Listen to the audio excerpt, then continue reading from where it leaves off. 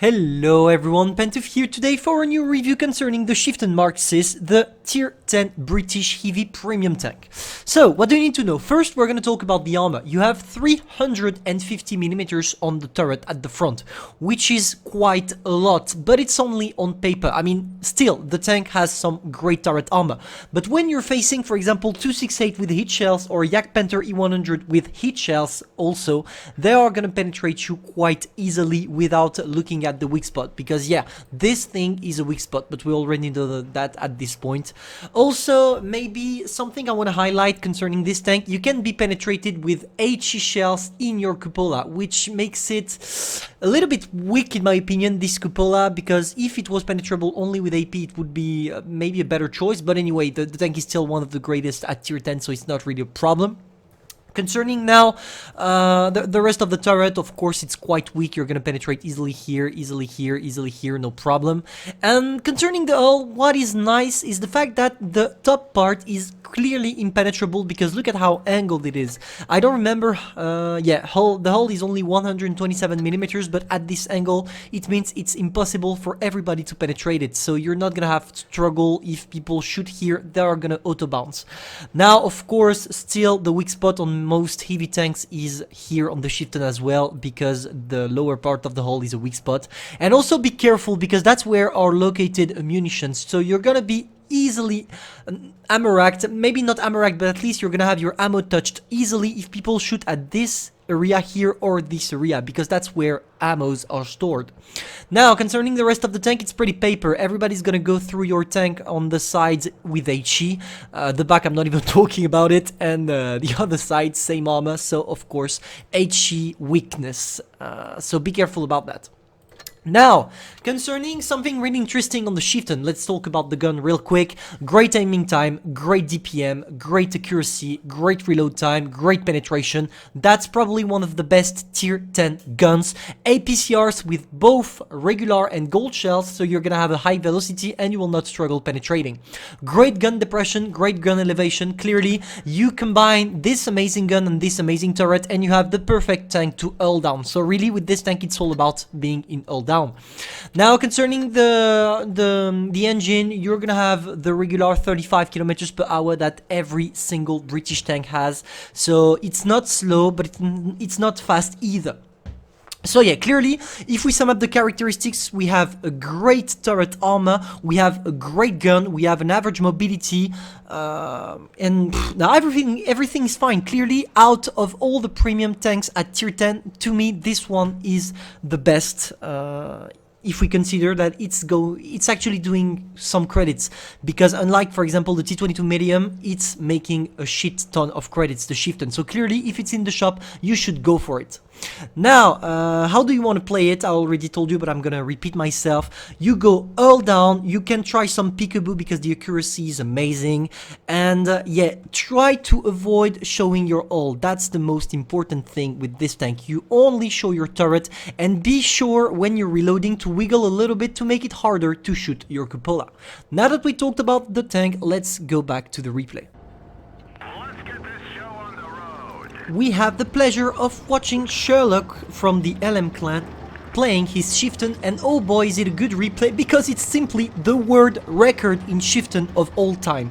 So clearly this replay is worth watching. That's why I'm doing the review right now with this tank. Thank you, by the way, Sherlock, for sending me this amazing replay. It's a great thing, a great joy for me to be able to comment on it. So, maybe I forgot to tell you one thing concerning the Chieftain. It's about the HE shells. You have an amazing penetration with them, so you can try to put at least maybe 10 to 20 HE shells in your tank, because you have still an amazing amount of ammunition mounted on the tank, so it's not going to be a problem for you if you put a lot of HEs. And that's exactly what Sherlock did. Look at this. He has more than 15 shells, HE shells, and yeah, he's gonna work with them efficiently. Look at this, 400 alpha damage with the regular, 500 when you're going with HE shells, and he's gonna completely destroy that bad shot, because the bad shot seems to be Let's face it, the Batchat doesn't know what he's doing with his tank. He's waiting for a Chieftain. He's trying to play peekaboo with the Chieftain, and the Chieftain, 3 shells. Bye-bye Batchat, 1.6k damage in less than 1.5 minutes. Very nice, very well played Batchat, and very well played Sherlock as well. So, as you can see, Sherlock is doing really great for the moment with his Chieftain. When he was against the Batchat, he was still all down. It was a little bit hard because he had to show his side to be able to destroy him. That's why he took a shot. But for the 268, for example, he's still in all down. That's exactly how you want to play your Chieftain. Always all down. It's all about all downing. If you do that, you're gonna be not impenetrable, but at least you will maximize your chances of doing a great game while your enemy is probably gonna rage at you, because most of the time people are raging over the Chieftain being broken. I don't think it's broken, by the way. I just think it's an amazing tank if you have it played by a really good player.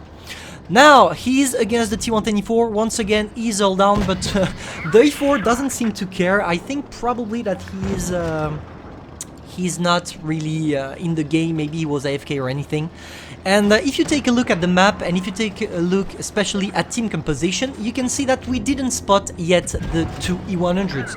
So we can expect them to be in the town, and you're gonna see that it's exactly the case, because if you check the map right now, the E100 is in the town trying to get a shot on the Chieftain. Luckily for him, he took a shot only on the tracks. It's not gonna happen all the time with the Chieftain, guys, because clearly your sides are weak as fuck for the Chieftain. So really he was extremely lucky on this one, but hey, you can't have a world record game without some luck, am I right? Now he does the perfect thing. He pops out adrenaline. He gets off the views of the E100 by hiding behind the WT. Great pro player here. That shows that he knows what he's doing. He hides behind. He focuses the 268, kills the 268, and after get a shot on the E75. Once again, a little bit lucky concerning the E75 because the E100, sorry, because the E100 bounced him. But it doesn't seem like the E100 know what he's doing, and he's focusing on his friend, on the other E100 from his team. So Sherlock has the clear sight to be able to destroy completely that E100. For the moment, it's a 1v1, and clearly Chieftain against an E100, it's not a big problem for the Chieftain to just destroy the E100, because even if the E100 uses lead shells, the DPM of the Chieftain is clearly better. So for the moment, he's advantaged by that. Of course, the E100 bounces again. We have now 2 E100s against a Chieftain. That's gonna be a really tough fight, even if both the E100 don't seem to know what they're doing, but still, it's hard for him. He really needs to kill that E100 first.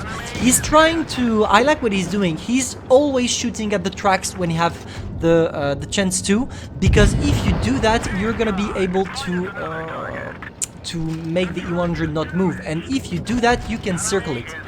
Now, the main problem I have with this replay, it's not a problem, he played extremely well, but look at what he's doing right now. He's staying in front of the E100. That's a good tactic, but because by doing that, you just hide your weak spot, which is the lower part of the hull. But I have a problem with that, and his teammates is saying it to him in French as well. He's telling him, you should go on the flank. Go on the flank of the E100. If you face him from the flank, you will not allow him to be able to shoot at you. And that's right. Here, for example, he's on the flank, but not...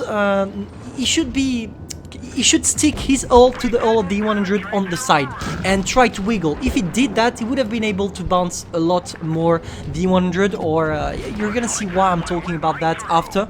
Also, maybe just a little bit problem when you're face-hugging an E100 with the Chieftain. You're gonna take damage because the E100 is clearly heavier than you.